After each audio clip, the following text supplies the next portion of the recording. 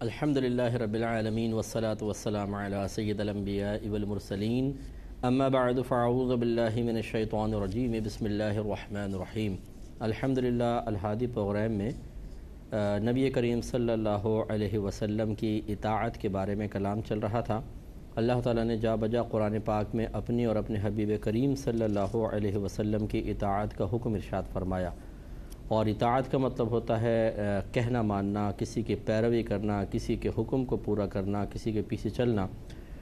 تو نبی کریم صلی اللہ علیہ وسلم کی پیروی اسی وقت ممکن ہے جب نبی کریم صلی اللہ علیہ وسلم کے بیان کردہ احکام آپ کے میرے سامنے ہوں گے، ہم ان احکام کو جانیں، ان پر عمل پیرا ہوں، ان کے تقاضے کے مطابق عمل کریں، تب اطاعت کی تکمیل ہوگی۔ اور اس پر پھر انعامات ہیں، جیسے کہ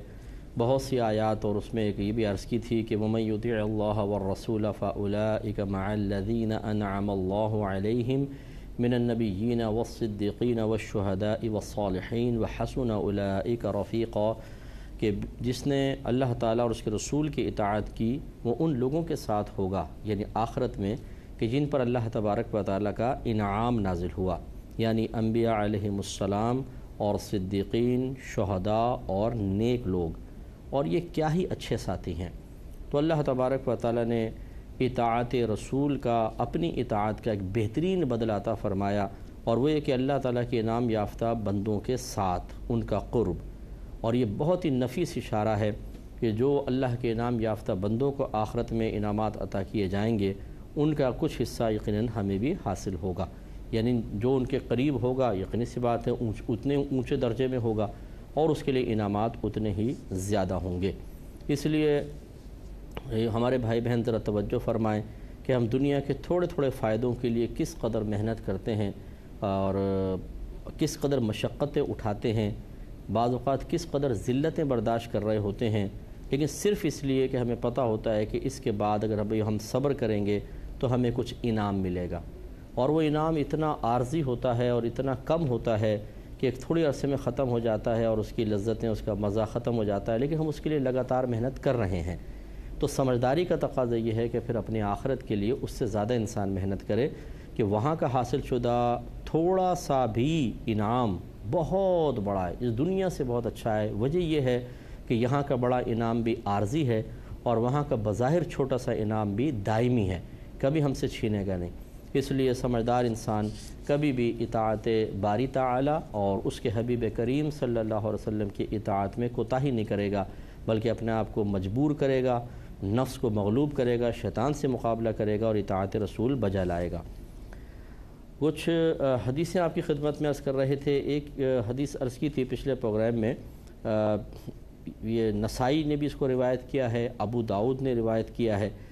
کہ حضرت ابن عمر رضی اللہ تعالیٰ عنہ سے مروی ہے کہ رسول اللہ صلی اللہ علیہ وسلم نے ارشاد فرمایا کہ جو شخص اللہ کے واسطے سے پناہ مانگے اس کو پناہ دے دو، اور جو اللہ تعالیٰ کے نام پر مانگے تو اس کو دو، اور جو تمہیں دعوت دے تو اسے قبول کرو، اور جو تمہارے ساتھ احسان کرے تو تم اس کا بدلہ دو، اور اگر تم بدلہ دینے کی طاقت نہ پاؤ تو اس کے لیے دعائے خیر کرو، یہاں تک کہ تمہیں یقین ہو جائے کہ تم نے اس کو بدلہ دے دیا ہے۔ تو ان میں سے چند باتوں پہ کلام ہو چکا تھا، لیکن تھوڑا سا دہرا دیتا ہوں کہ پہلا تو یہ کہ جو شخص اللہ کے واسطے سے مانگے، پناہ مانگے، اس کو پناہ دے دو۔ تو اس کا مطلب یہ ہوا کہ ہم نے پہلے وضاحت کی تھی کہ کوئی مجرم، کوئی غلط کام کرنے والے کو پناہ نہیں دیں گے۔ اگر کوئی مظلوم ہے اور وہ اللہ کا واسطہ دے کر ہم سے مدد طلب کرتا ہے تو پھر اس کو مدد دینی چاہیے، پناہ دینی چاہیے۔ اور جو شخص اللہ کے نام پر مانگے تو اس کو دو۔ اس سے مراد بھی وہی ہے کہ جو واقعی ضرورت مند ہو اس کو تو ویسے بھی اس کی ضرورت کے اعتبار سے دینا چاہیے، لیکن اگر وہ اللہ کا نام ذکر کر دے تو پھر ہمیں اس کو ضرور دینا چاہیے۔ وجہ یہ ہے کہ صرف وہ شخص مانگے تو ہم اس ایک ضرورت مند کو رد کر رہے ہیں، لیکن جب کوئی اللہ کا واسطہ دے کر مانگے تو ہم دو کام کر رہے ہیں، ایک اس شخص کو نظر انداز کر رہے ہیں، اور دوسرے اللہ تبارک و تعالیٰ کے متبرک نام کو نظر انداز کر رہے ہیں، اور یہ مناسب نہیں ہے۔ لیکن جو آج کل کے پیشہ ور ہیں، آپ جانتے ہیں کہ وہ اسی طرح کرتے ہیں کہ اللہ کا واسطہ دیتے ہیں، رسول کا واسطہ دیتے ہیں، اور نفسیاتی طور پہ سامنے والے کو، جس کو ایموشنلی بلیک میلنگ کہتے ہیں، وہ اس طرح ہمارے جذبات سے کھیلتے ہیں، اور ہم بے وقوفوں کی طرح جیب میں ہاتھ ڈال کر ان کو پیسے دیتے ہیں اور کہتے ہیں جی یار ہماری نیت تو اللہ ہی بہتر جانتا ہے، اللہ ہی بدلہ عطا فرمائے گا، یہ اس کی نیت اللہ بہتر جانے، یہ مطلب اتنا بھولا پن چلتا نہیں ہے۔ تو پھر آپ اسے 5 روپے 10 روپے کیوں دیے، 1 کروڑ روپے نکال کر دے نا اس کو، تاکہ اچھا ہے، اس بیچارہ غریب ہے اور اس کا گھر بھی بن جائے گا، کاروبار بھی کر لے گا۔ زیادہ نہیں دیں گے، کم کے اوپر بس یہ بیوقوف بننا ہے، لیکن بہت زیادہ کے اوپر بیوقوف نہیں بننا ہے۔ اس کا مطلب یہ ہوا کہ بیوقوف بننا ہے چاہے تھوڑے میں کیوں نہ ہو۔ یہ پیشہ ور لوگ ہوتے ہیں، یہ رات دن کھڑے رہتے ہیں۔ آپ اگر ایک دن وقت نکال لیں اور سائیڈ میں کھڑے ہو کر دیکھتے رہیں کتنے لوگ ان کو پیسہ دیتے ہیں اور کتنا جمع ہوتا ہے۔ اس کے بعد جب آپ پیچھا کر کے دیکھ لیں کہ کس طریقے سے سب جا کے مجتمع ہوتے ہیں، پیسہ ملایا جاتا ہے، خاندان کے خاندان یہ کام کر رہے ہیں، نہ کام ہے نہ دھندا ہے، کہیں پہ بھی روڈوں پہ قبضہ کر کے اور جھگیاں ڈال لی جاتی ہیں اور اپنا پیسہ کما رہے ہیں۔ جب وہاں پہ دیکھا کہ اب کچھ کام نہیں ہے تو آگے نکل گئے۔ تو ان کے چھوٹے چھوٹے بچوں کو دیکھیں، وہ گود میں لے کر، بچیاں ہوں گی چھوٹی چھوٹی، پھر ان کے گود میں بھی بچہ، یعنی شروع سے ٹریننگ دے رہے ہیں کہ بس اپنا مسکین سا چہرہ بناؤ اور سامنے والے کی جیب خالی کرواؤ، اور ہم ان لوگوں کی حوصلہ افزائی کر رہے ہوتے ہیں۔ اگر ان کو پیسہ دینا ہی چھوڑ دیں تو پھر یہ کیوں اس طرح کھڑے ہوں گے، اور جب نہیں کھڑے ہوں گے تو پیٹ تو پالنا ہے، تو پھر یہ کوئی محنت کریں گے، ان کے بچے پڑھیں گے، یہ خود محنت کریں گے۔ کتنی ماسیاں بیچاری ایسی ہیں کہ 2 2 3 3 گھروں میں کام کرتی ہیں، سارا دن ڈسٹنگ کرنا، کپڑے دھونا، برتن دھونا، پھر ڈانٹ ڈپٹ بھی برداشت کرتی ہیں، اور شام کو تھوڑا بہت پیسہ لے کر یا مہینے کے بعد، اور شام کو ان کے ہاں سے کوئی کھانا لے لیا، روٹی لے لی، اپنے گھر لے جا کے بیچاری کھلاتی پلاتی ہیں۔ یہ بھی تو آخر محنت کر رہی ہیں نا، یہ تو کسی کے سامنے ہاتھ نہیں پھیلا رہے۔ اس کا مطلب ہے پاسبل ہے، ممکن ہے۔ جتنی ذلت بھیک مانگنے میں ہے اتنی ماسی بننے میں تو نہیں ہے۔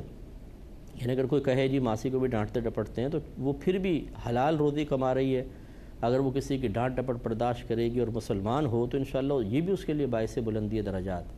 لیکن یہ جو طبقہ ہے یہ مناسب نہیں ہے۔ کوئی ایسا سن بھی رہا ہو تو وہ ناراض نہ ہو، لیکن یہ ان کو بھی شاید یہاں بیچاروں کو کیا پتہ ہوگا، یہ تو میدان محشر میں پتہ چلے گا کہ میرے آقا صلی اللہ علیہ وسلم نے ارشاد فرمایا جو بغیر کسی ضرورت کے کسی کے سامنے ہاتھ پھیلاتا ہے تو اللہ تبارک و تعالیٰ اسے بروز قیامت اس طرح لائے گا کہ اس کے چہرے پر گوشت نہیں ہوگا، یعنی جھڑ چکا ہوگا گوشت۔ تو کس قدر بھیانک چہرہ ہوگا اور کتنی اذیت اور تکلیف۔ ایک کھال بھی چھل جاتی ہے جب اس پہ ہوا لگتی ہے یا مٹی لگتی ہے یا ہاتھ اچانک لگ جائے، کس قدر آدمی کے پورے بدن سے لگتا ہے ایک دم یوں کچھ کھنچ گیا ہے، اور جس کے پورے چہرے کا گوشت گر جائے وہ کتنی اذیت اور تکلیف میں ہوگا۔ اور یہ اس وجہ سے ہے کہ آپ نے بڑی ٹیکنیک سے لوگوں کی جیبوں سے پیسہ نکلوایا ہے۔ ادھر تو آپ اس کو اپنی مہارت قرار دیتے ہیں، شاباشیں دیتے ہیں، واہ شاباش تم نے بڑا مسکین چہرہ بنایا تو 100 روپے دے گیا، لیکن جتنا زیادہ پیسہ وہ دے گا، کوئی بھی دے گا، اتنا ہی زیادہ آخرت کا وبال آپ پر ہوگا اور حساب کتاب دینا پڑے گا۔ اس لیے ذرا سوچنا چاہیے۔ تو بہرحال پیشہ ور حضرات کو دینا منع ہوتا ہے، اور جو تمہیں دعوت دے تو اسے قبول کر لو، یعنی دعوت ایسی کہ رزق حلال سے ہو، دینے والا بھی اچھے مقصد کے لیے دے رہا ہے، یہ رشتہ دار وغیرہ بلاتے ہیں تو دعوت کو قبول کرنا چاہیے تاکہ اس کی دل جوئی ہو، بشرطے کہ آپ کے پاس وقت ہے، آپ کے ساتھ کوئی شرعی مجبوری نہیں ہے۔ اگر کوئی مجبوری ہو، وقت کی قلت ہو تو منع بھی کر سکتے ہیں۔ تو بہرحال دعوت قبول کرنا بہت اچھا ہوتا ہے۔ اور جو تمہارے ساتھ احسان کرے تو تم اس کا بدلہ دو، اگر بدلہ دینے کی طاقت نہیں رکھتے تو اتنی اس کے لیے دعا کرو یہاں تک کہ تمہیں یقین ہو جائے کہ تم نے اس کا بدلہ دے دیا ہے۔ اس پر میں نے آپ کو ایک روایت پہلے سنائی تھی کہ ہماری والدہ سیدہ عائشہ صدیقہ رضی اللہ تعالی عنہا یہ تو لے نہیں رہی ہیں کہ بدلہ دیں، بلکہ دے رہی ہیں۔ اور جب آپ کسی کو کچھ دیتی ہیں سائل کو تو اپنے خادم کو بھیجتی ہیں پیچھے کے جا کر دیکھو کہ یہ ہمیں کیا دعائیں دے رہا ہے۔ وہ جو دعا دیتا وہ آ کے بتاتا یہ دعائیں دی ہیں، تو میری والدہ سیدہ عائشہ صدیقہ رضی اللہ تعالی عنہا وہی دعائیں اس کو دے دیتی اور پھر فرماتی کہ ہم نے یہ اس لیے کیا کہ کہیں ایسا نہ ہو کہ اس کی دعا ہمارے صدقے کا بدلہ بن جائے، لہٰذا ہم نے اس کی دعا کے بدلے میں اس کو دعا دے دی تاکہ یہ صدقہ خالصتاً اللہ کی بارگاہ میں پہنچے۔ اب یہ کتنی گہری سوچ ہے، آپ یہ دیکھیے کہ یہ ہوتا ہے ہمارے بزرگان دین کا طریقہ۔ اسی طرح ہمارے نبی کریم صلی اللہ علیہ وسلم کو اگر کوئی تحفہ دیتا تو آپ جواب میں کوئی تحفہ دے دیتے، اور بہت سو کے بارے میں ثابت ہے کہ آپ نے ان کو دعا دی ہے جواب میں، آخرت کی بلندی کی، درجات کی بلندی کی، نعمتوں کی، برکت کی، رحمت کی، اور انہوں نے فیض پایا ہے۔ تو خلاصہ کلام یہ ہے کہ کبھی تو ایسا ہوتا ہے کہ انسان جوابی طور پر، فزیکلی طور پہ، حصی طور پر مادی اشیاء کو بطور بدلہ دینے پہ قدرت رکھتا ہے، تو یہ بہت بہتر ہے۔ کسی نے آپ کو موبائل گفٹ کر دیا، آپ بھی ایک چاہے کم قیمت کا صحیح کوئی اور تحفہ اس کو گفٹ کر دیں تو یہ اچھا رہتا ہے۔ جیسے ہمارے بچوں کو گفٹ بھیجا جاتا ہے، کوئی سالگرہ کوئی منا رہا ہے یا شادی بیاہ کے ہوتے ہیں یا اور کوئی تقریب ہوتی ہے، اس میں عموماً ہمارے ہاں تو خیر بدلے کے طور پر یوں ہی بس کہ بھئی نہیں دیں گے تو برا مانیں گے۔ اللہ کی رضا کم مقصود ہوتی ہے، مخلوق کو راضی کرنا زیادہ مقصد ہوتا ہے، اور یہی وجہ ہوتی ہے کہ اگر ہم نے قیمتی تحفہ دیا اور کسی نے کم قیمت کا دیا تو ناراضگی ہوتی ہے کہ دیکھو ہم نے کتنا مہنگا تحفہ دیا تھا، یہ دیا، یوں اٹھا کے پھینک دیتے ہیں، یہ کپڑا دیا ہے۔ تو اس کا مطلب ہے کہ آپ نے تو بزنس کیا تھا، اللہ کے لیے تو دیا نہیں تھا۔ آپ کو چاہیے تھا کہ آپ نے جو دیا تو آپ کو چاہیے تھا کہ اس سے بڑھ کر ایک پروفٹ کے ساتھ کوئی چیز ہمارے پاس واپس آتی، تو پھر اس پہ کیا ثواب ملے گا؟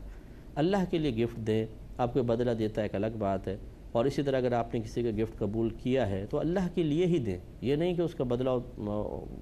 تھوڑے دیں گے تو پھر وہ اور قیمتی دے گا، ایسا نہیں ہونا چاہیے۔ تو بہت اچھا ہے کہ ہم کسی کو بدلہ دیں۔ بعض اوقات دوست احباب ہوتے ہیں، کسی نے چائے پلا دی ہے، کسی نے لسی پلا دی ہے، کسی نے اور کوئی کتاب وغیرہ گفٹ کر دی ہے، تو یہاں مائنڈ میں رکھنا چاہیے ہمیشہ نبی کریم کی تلقین یہ ہے کہ اس نے 4 دفعہ چائے پلائی، جب آپ کو موقع ہے اس کو کبھی آپ چائے پلا دیں،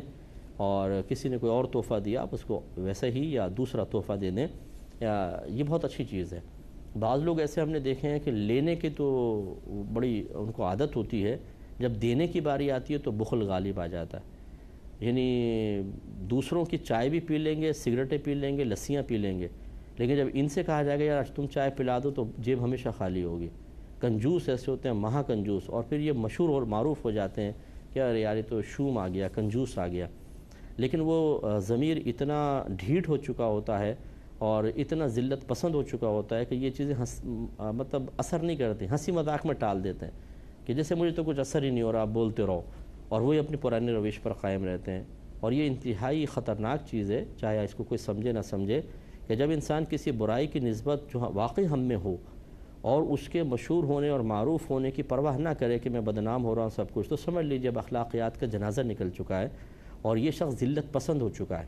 اور ذلت پسند کو قرآن اور حدیث میں انتہائی ناپسند رکھا گیا ہے، نہ اللہ تعالیٰ اس کو پسند رکھتا ہے، نہ رسول اس کو صلی اللہ علیہ وسلم پسند فرماتے ہیں، کیونکہ ذلت پسندی یہ مومن کا شیوہ ہی نہیں ہے۔ مومن باوقار ہوتا ہے، وہ اپنی عزت کی بحالی کے لیے کوشش کرتا ہے، وہ ایسے مقام پر نہیں جاتا جہاں پر اس کی عزت کو داغ لگے، اور اسی طریقے سے اپنی زوال عزت کے خوف کی وجہ سے وہ ہمیشہ محتاط قدم اٹھاتا ہے۔ آپ نے بارہا سماعت فرمائے، نبی کریم صلی اللہ علیہ وسلم نے ارشاد فرمایا بہت زیادہ ہنسنے سے بچو کیونکہ یہ مومن کے وقار کو ختم کر دیتا ہے۔ ایک روایت میں فرمایا بہت زیادہ تیز نہ چلو کیونکہ تیز چلنا وقار مومن کو زائل کرتا ہے۔ اس کا مطلب یہ ہوا کہ شریعت وقار مومن کے قیام کو چاہتی ہے،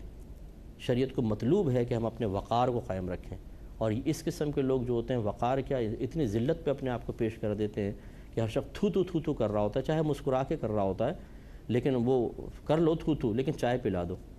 تھو کر لو لیکن لسی پلا دو۔ اب خود سوچئے کہ جو اتنی ذلت برداشت کرے ایک چائے کی پیالی کے لیے، ایک لسی کے گلاس کے لیے، کیا اس کی عزت اور کیا ویلیو ہے؟ خود وہ آئینہ دیکھ کے کیوں نہیں شرمندہ ہوتا کہ کل کو تم ایک شوہر بنو گے تو ایسا شوہر ہوگا، ذلت پسند شوہر، کل آپ باپ بنیں گے تو ایسا باپ بنیں گے کہ بچے بھی اپنے باپ پہ کیا فخر کریں گے کہ جو ذلت پسند باپ ہو۔ اس لیے تھوڑا سا اپنے وقار کا ہمیں خیال کرنا چاہیے، تو بدلہ اچھا دینے کی کوشش کریں، اور اگر فرض کر لیں جیسے نبی کریم صلی اللہ علیہ وسلم نے ارشاد فرمایا کہ کوئی حصی طور پہ فزیکل طور پہ بدلہ نہیں دے سکتا تو پھر دوسرے کے لیے دعا کرے، 2 چیزیں اختیار کریں۔ یہاں دعا کا ذکر ہے، موقع کی مناسبت سے میرے آقا صلی اللہ علیہ وسلم ہر جگہ ہر چیز بیان نہیں فرماتے بلکہ کہیں کچھ بیان فرماتے ہیں، تو 2 چیزیں ضرور اختیار کر لیں۔ ایک، اس شخص کے لیے کثرت سے دعا، اس کی عزت کی ترقی کے لیے، نعمت کی ترقی کے لیے، اور چیزوں کے لیے، اور برکت کے لیے دعائیں کریں، اسی طرح دعائے بخشش و مغفرت۔ اور دوسرا ایصال ثواب، آپ جو بھی نیک عمل کریں اللہ تعالیٰ کی بارگاہ میں عرض کریں یا رب کریم اس کا اگر یہ عمل تیری بارگاہ میں مقبول ہے تو اس کا ثواب میرے آقا صلی اللہ علیہ وسلم کی بارگاہ میں پیش کرتا ہوں، قبول فرما لے، اور ان کے وسیلہ جلیلہ سے اس شخص کو بھی جس نے مجھ پہ احسان کیا ہے انہیں بھی عطا فرما دے۔ میں ہمیشہ یہ دعا میں کرتا ہوں کہ اللہ تعالیٰ جس نے بھی میرے ساتھ احسان کیا یا جس نے بھی دینی کاموں کے معاملات میں میرے ساتھ تعاون کیا، اللہ تعالیٰ تو ان پہ خصوصی طور پہ رحمت برکتیں نازل فرما، اور میری جتنی بھی ٹوٹی پھوٹی نیکیاں ہیں میں اکثر یہ مطلب دعا کرتا ہوں اللہ تعالیٰ ان کا ثواب ان سب کو بھی عطا فرما۔ تو اس طرح میں ذاتی فائدے بہت ہی کم لیتا ہوں، اللہ کا بڑا کرم ہے کہ کوشش یہ ہوتی ہے کہ نہ ہی لیے جائیں تو بہت ہی بہتر ہے، اور جب دین کا کام آپ ذاتی مفادات سے ہٹ کر کرتے ہیں تو برکت بھی بہت ہوتی ہے۔ لیکن بہرحال کبھی کبھی ایسا بھی ہوتا ہے کہ جیسے اب کوئی گھر میں تحفہ لے کر آ گیا اور دیگر چیزیں اس طرح کی ہوتی ہیں، اب وہ منع تو نہیں کر سکتے رشتہ داروں یا دوستوں کو، تو پھر یہ کہ ان کو جوابی تحفے کے ساتھ ساتھ دعاؤں کا تحفہ بھی انسان کو دینا چاہیے، اور خصوصاً جو بھی آپ نیک عمل کر رہے ہیں، فرض ہے، واجب ہے، سنت ہے، نفل ہے، مستحب ہے، اس کا ثواب انہیں ایصال کر دیں۔ آپ کے ثواب میں کوئی کمی نہیں ہوگی اور انہیں بھی فائدہ حاصل ہوگا۔ نتیجہ پھر یہ نکلے گا کہ میدان محشر میں جب ان کو ان دعاؤں کے بدلے میں انعامات مل رہے ہوں گے، اور آپ کا بھیجا ہوا ثواب جو آپ نے اللہ کی بارگاہ میں دعا کی کہ یہ اخروی بدلہ ان کو بھی ملے، اس میں سے ان کو حصہ مل رہا ہوگا، انشاءاللہ آپ دیکھیں گے کہ بظاہر تو ہم تھوڑا کوئی تحفہ وغیرہ لیتے ہیں تو احسان مند سے ہو جاتے ہیں، دل تھوڑا سا اس سے مروب ہو جاتا ہے، متاثر ہو جاتا ہے، ہم اپنے آپ کو کچھ فطری لحاظ سے، طبعی لحاظ سے مغلوب سا تصور کرتے ہیں، لیکن میدان محشر میں آپ دیکھیے گا کہ احسان مندی یا احسان کے جو اثرات ہوتے ہیں وہ آپ کی آنکھوں میں نہیں، اس کی آنکھوں میں ہوں گے، وہ آپ کو بڑی شکر بھری نگاہوں سے دیکھ رہا ہوگا کہ بہت آپ کا شکریہ کہ آپ نے اتنی دعائیں دیں، میں نے تو کچھ مادی شے تھوڑی سی دی تھی، آپ کی دعاؤں سے تو مجھے کتنے درجے حاصل ہو گئے۔ اسی لیے ہمیشہ یہ تمنا اور توقع رکھیں کہ پہلی بات تو یہ کہ کسی کا احسان نہ لیں، اور ہو تو فزیکلی طور پہ کوئی بدلہ دے دیں، بہت اچھی بات ہے، اگر اس پر قادر نہیں ہیں تو دعائیں اور ایصال ثواب تو ہونا چاہیے۔ اور اگر آپ قادر بھی ہیں، میرا تو مشورہ یہ ہوگا کہ اگر آپ قدرت رکھتے بھی ہیں بدلہ دینے پہ تو مادی اشیاء کا بدلہ مادی اشیاء کے ساتھ بھی دیں، اور دعا بھی کریں اور ایصال ثواب بھی کریں۔ ہمارے کون سے خزانے میں کمی ہوگی؟ اگر میں اپنی نیکیاں کسی کو ایصال کر بھی دوں بالفرض تو میرے نام اعمال میں تو کم نہیں ہوں گے، یہ تو اور اضافہ ہوگا، ٹھیک ہے نا؟ کیونکہ ہمارے اکابرین بیان فرماتے ہیں، جیسے امام اہل سنت نے فتاوی رضویہ میں واضح طور پہ لکھا ہے کہ اگر کسی نے ایک قرآن پڑھ کر 10 مردوں کو بخشا ہے تو ایسا نہیں ہے کہ سب کو ٹکڑے ٹکڑے ہو کر ملے گا، بلکہ ان کو پورے 10 ملیں گے، ایک یعنی پورا ایک ملے گا، اور اس شخص کو 10 قرآن کا ثواب ملے گا، تو اضافہ ہوتا ہے۔ اللہ تعالی ہم سب کو سمجھنے کی توفیق عطا فرمائے، آمین۔ وآخر دعوانا ان الحمد